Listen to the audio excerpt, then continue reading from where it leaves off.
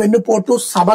సభ సాక్షిగా లోకేష్ ఒప్పుకోలు 66.57 లక్షల మందికి ఇచ్చామన్న మంత్రి కొందరికి 9,000 అందిన మాట నిజమేనన్న లోకేష్ అర్హత ఉన్న తల్లికి వందనం ఎగ్గొడుతున్నాను వైఎస్ఆర్సీపీ ఎమ్మెల్సీల ఆగ్రహం విద్యార్థులు 87.48 లక్షల మందిలో 30 లక్షల మందికి పూర్తిగా ఎగ్గొట్టారు ఇచ్చిన వాళ్ళలో చాలా మందికి 8,000 9,000 ఇచ్చి చేతులు దులుపుకున్నారు అర్హత ఉంది అని ప్రభుత్వం ప్రకటించిన రూపాయి కూడా అందని వారు మరో 3 లక్షల మంది వెరసి 30 లక్షల మందికి పైగా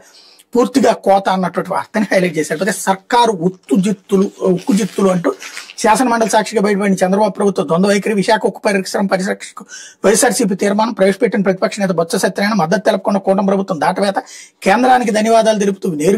వేరుగా తీర్మానం ముజువాని ఓడుతూ వైఎస్ఆర్సీపీ తీర్మానం ఆమోదం అన్నటువంటి వార్తని హైలైట్ చేశారు. లేకపోతే ఆంధ్రజ్యోతి వచ్చి ప్రగతికి మార్గం పీపీపీలే అంటూ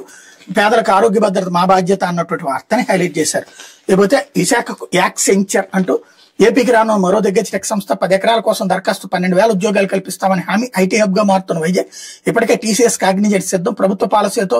కంపెనీల క్యూ అనుబంధ కంపెనీలు వస్తాయంటున్న ఐటీ నిపుణులు ఐటీ హబ్ గా అభివృద్ధి చెందుతున్న విశాఖపట్నాన్ని మరో దగ్గర కంపెనీ రానుంది టెక్ కన్సల్టెన్సీ సంస్థ యాక్సెంచర్ ఇక్కడ కార్యకలాపాలు ప్రారంభించాలని భావిస్తుంది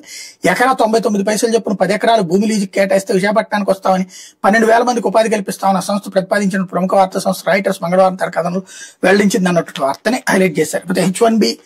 లాటరీ ఇక కొత్తగా అత్యధిక వేతనాలు ఉన్న వారికి అధిక ప్రాధాన్యం జీతం ఆధారంగా 4 శ్రేణులకు వర్గీకరణ ఎక్కువ జీతం ఉన్న వాళ్ళకి సెలక్షన్ పూల్లో 4 ఎంట్రీలు మధ్యస్థం 3 తక్కువ జీతం 2 కొత్త వారికి 1 ఎంట్రీ అన్నటువంటి వార్తని హైలైట్ చేశారు. ప్రతిపక్ష నేత హోదా ఇప్పించండి స్పీకర్ రూలింగ్ చట్టవిరుద్ధమని ప్రకటించిన మరోసారి హైకోర్టు ఆశ్రయించిన వైఎస్ జగన్ శాసనసభలో తాను ప్రతిపక్ష నేతగా గుర్తించాల్సిన ఆదేశాలు వంటి పులివెందుల ఎమ్మెల్యే మాజీ ముఖ్యమంత్రి వైఎస్ జగన్మోహన్ రెడ్డి మరోసారి హైకోర్టు ఆశ్రయించారు తన ప్రతిపక్ష నేతగా గుర్తించేందుకు నిరాకరిస్తూ స్పీకర్ అయ్యన్న పాత్ర ఏడాది ఫిబ్రవరి 5 ఇచ్చిన రూలింగ్ చట్టవిరుద్ధమైనగా ప్రకటించాలని దాన్ని రద్దు చేయాలని కూడా కోరారన్నటువంటి వార్తని హైలైట్ చేశారు.